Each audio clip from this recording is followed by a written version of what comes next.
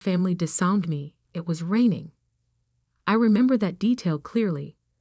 The way the water streamed down the windows of Harrison Industries' executive conference room, while inside, my father's face turned an alarming shade of red.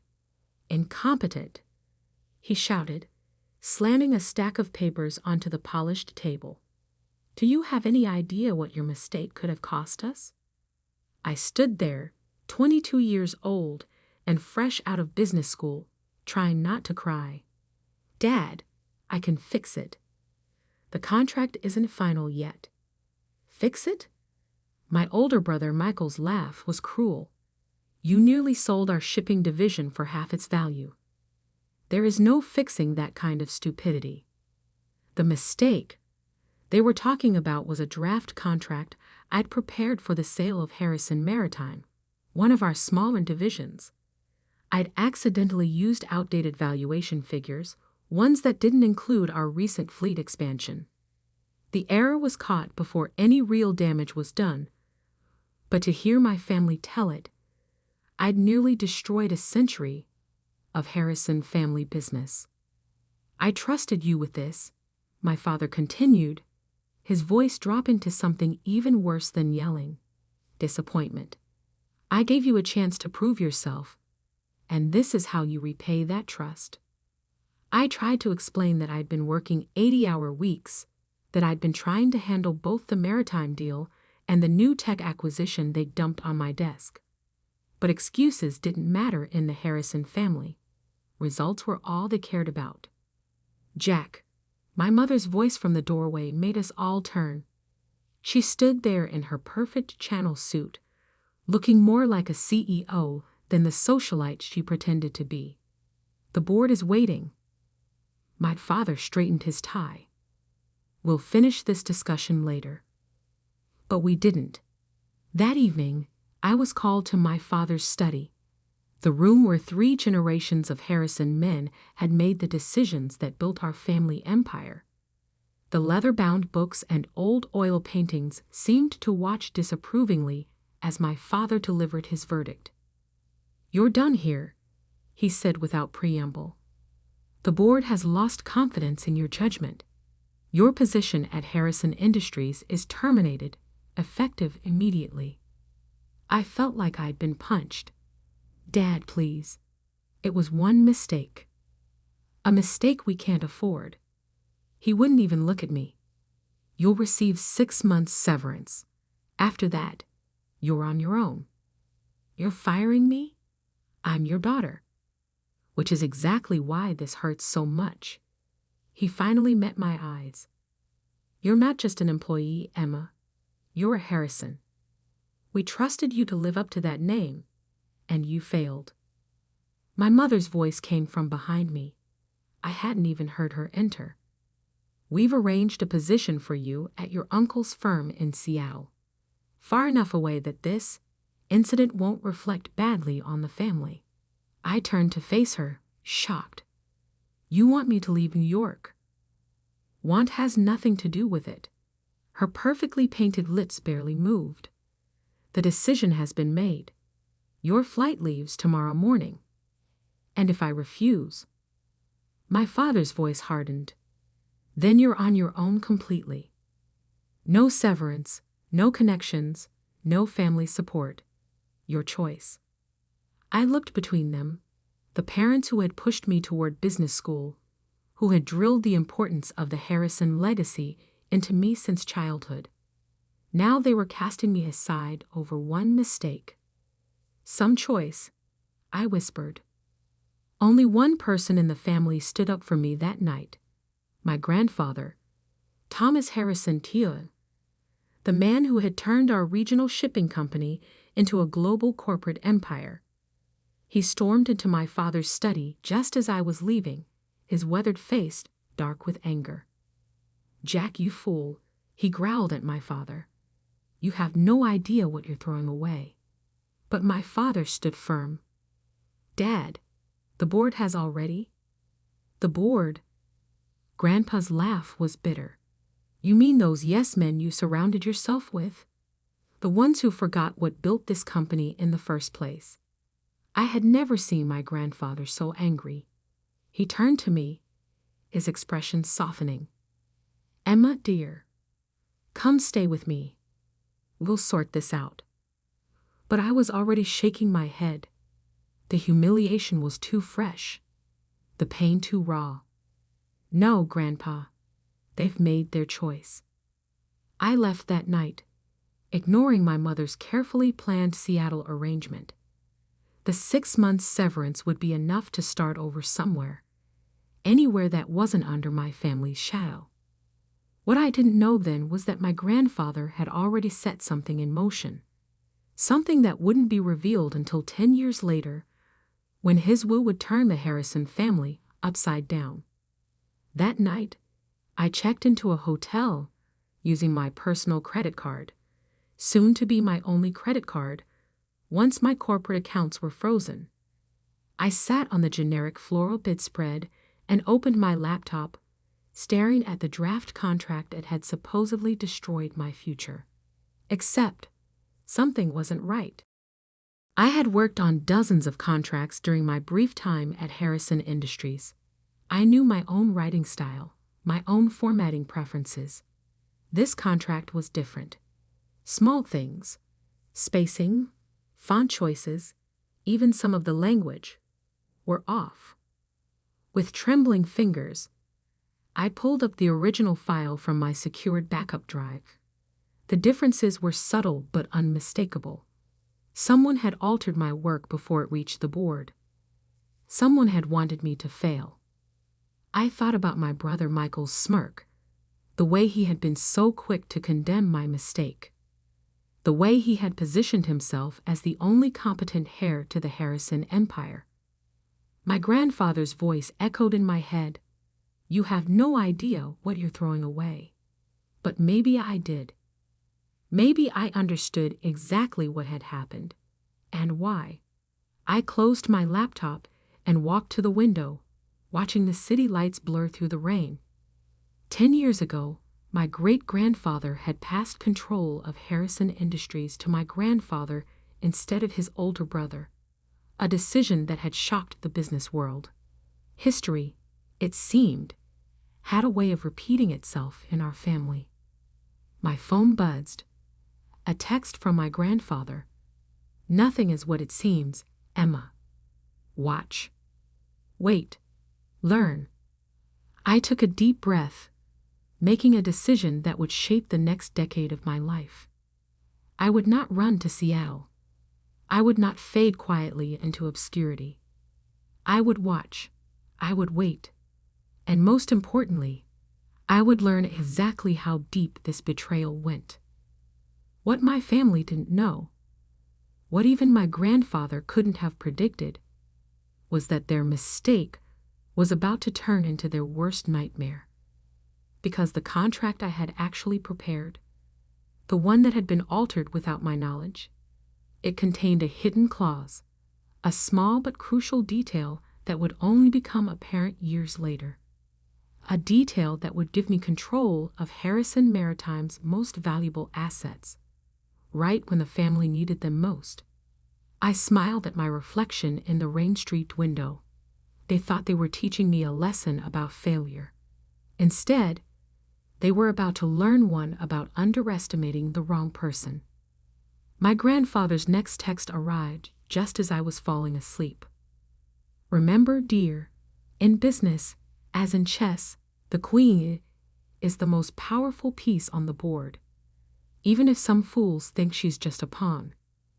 I didn't understand his message then, but I would. Oh, how I would. 10 years is a long time to wait for revenge. But my grandfather taught me that patience was worth more than gold in the business world, and he was right. I spent the first year building my cover, a small consulting firm in Boston, far enough from New York to avoid family scrutiny, but close enough to keep tabs on Harrison Industries. My grandfather's cryptic messages continued, each one teaching me something new about our family empire. "Watch the shipping manifests for the Singapore route," he would text. Or, Pay attention to the Anderson merger terms. Small breadcrumbs that helped me understand the bigger picture. The mistake that got me fired? It wasn't just about the maritime division. That contract had been a test. One designed to show the board that I wasn't fit to lead. What my brother Michael hadn't realized was that I had left my own test hidden in the fine print. Clause 23.4, subsection B, buried in the technical specifications. In the event of division restructuring or transfer of assets, original signatory maintains first right of refusal on all Pacific Rim shipping routes and associated infrastructure. A clause that would mean nothing for years, until Harrison Industries decided to restructure their entire shipping operation, which, according to my grandfather's intelligence, was exactly what they were planning. I built my new life carefully, layer by layer.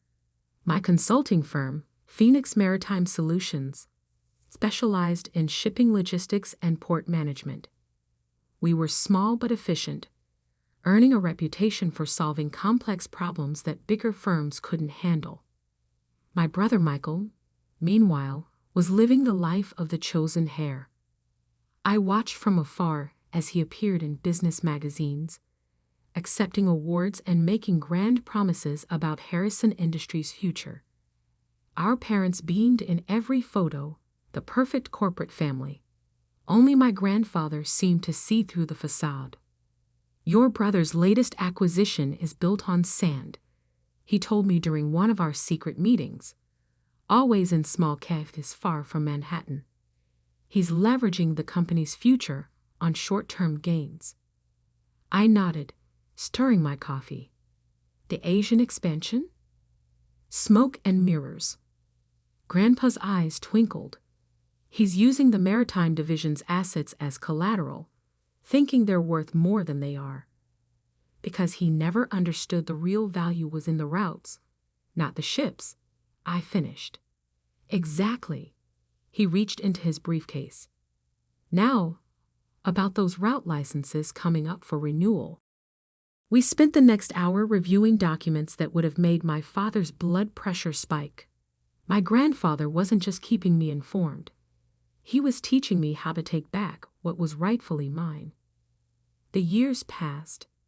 I grew Phoenix Maritime Solutions into a respected name in the industry, though I stayed carefully out of the spotlight. My employees were handpicked, loyal, and well compensated for their discretion. None of them knew about my connection to Harrison Industries. I dated occasionally, but never seriously.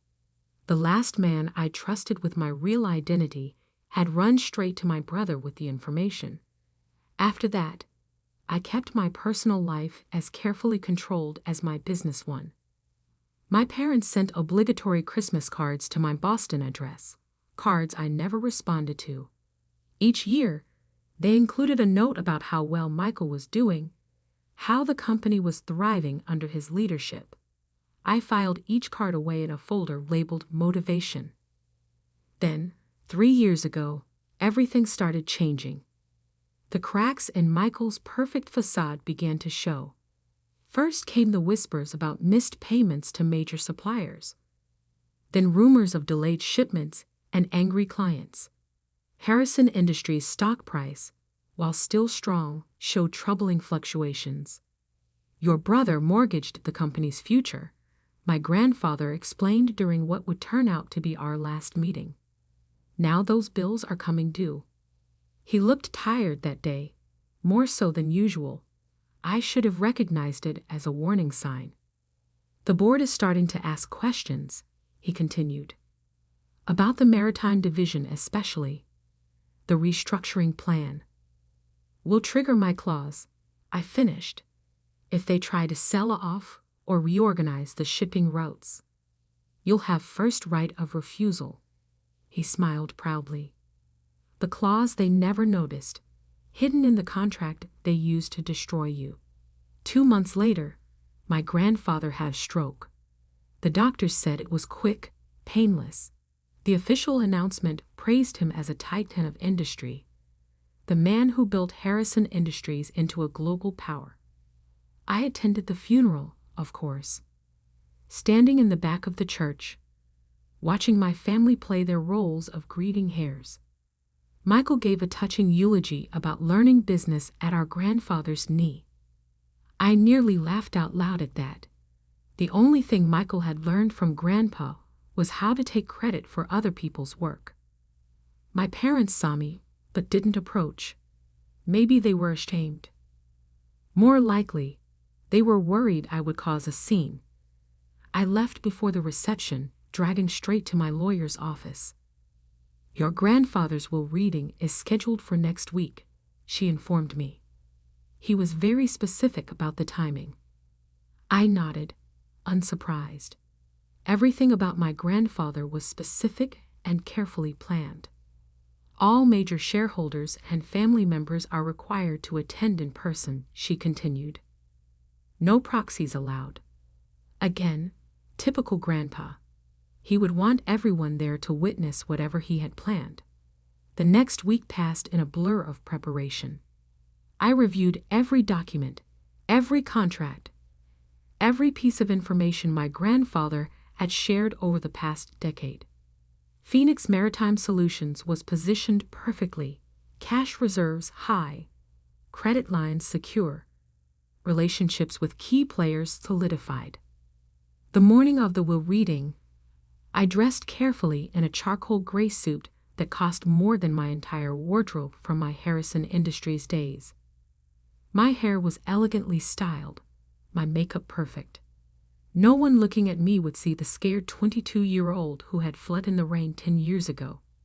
As I drove to the lawyer's office, my phone buzzed with an alert. Harrison Industries stock had dropped another 2 points in early trading. Rumors were swirling about their ability to meet next quarter's obligations. The timing, like everything else about this situation, was perfect.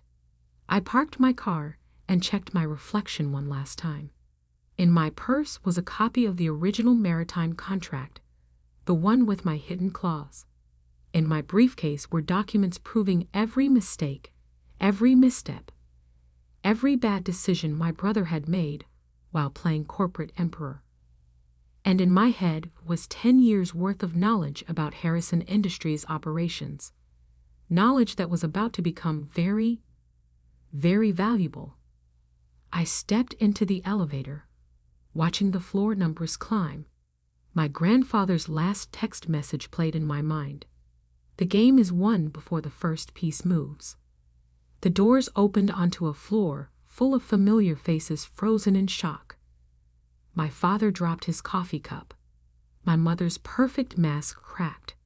And my brother Michael, the golden child, the chosen heir, turned white as a sheet. "Hello, family," I said calmly. "Shall we begin?"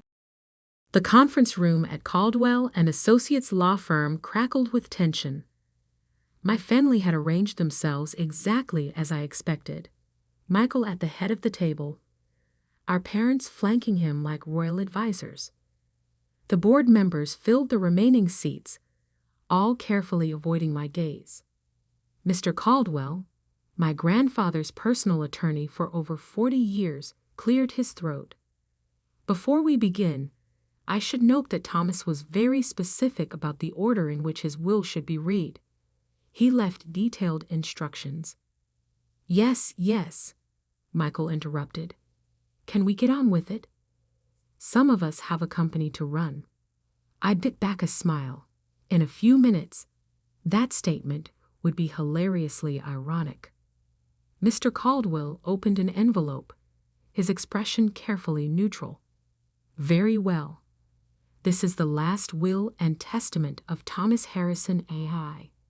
The first few items were standard: personal belongings to various family members, charitable donations, arrangements for his staff." My mother dabbed at her eyes with a monogrammed handkerchief when he left her his antique jewelry collection. My father nodded approvingly at the size of the charitable endowments. Then came the part everyone was waiting for. "Regarding Harrison Industries, Mr. Caldwell paused, adjusting his glasses. The situation is complex. Michael leaned forward. Complex how? The succession plan was clear. As CEO, as interim CEO, Mr. Caldwell corrected. Your position, like many things, was temporary pending the reading of this will. The room went silent. I watched the color drain from my brother's face as Mr. Caldwell continued reading. To my grandson, Michael, I leave these words of wisdom. Power without understanding is like a ship without a rudder. You sought control, but never learned why our company worked. You chased growth without appreciating the foundation that supported it. And most tragically, you betrayed your own sister to advance yourself. Michael shot to his feet. This is ridiculous. I didn't. Sit down, Mr. Caldwell said firmly. There's more. He pulled out another document, one I recognized, my original maritime contract. 10 years ago, a contract was deliberately altered to discredit Emma Harrison and force her removal from the company. I have here the original document, along with proof of who made those alterations. My father's face had turned an interesting shade of purple. That's ancient history. The board's decision was based on falsified evidence, Mr. Caldwell finished.